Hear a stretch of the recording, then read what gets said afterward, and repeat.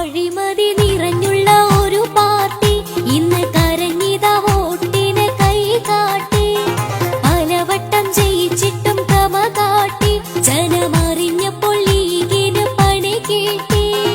അഴിമതി നിറഞ്ഞുള്ള ഒരു പാർട്ടി ഇന്ന് കരഞ്ഞിതാ വോട്ടിന് കൈ കാട്ടി. പലവട്ടം ജയിച്ചിട്ടും ക്രമ കാട്ടി. ജനമറിഞ്ഞപ്പോൾ ലീഗിന് പണി കിട്ടി.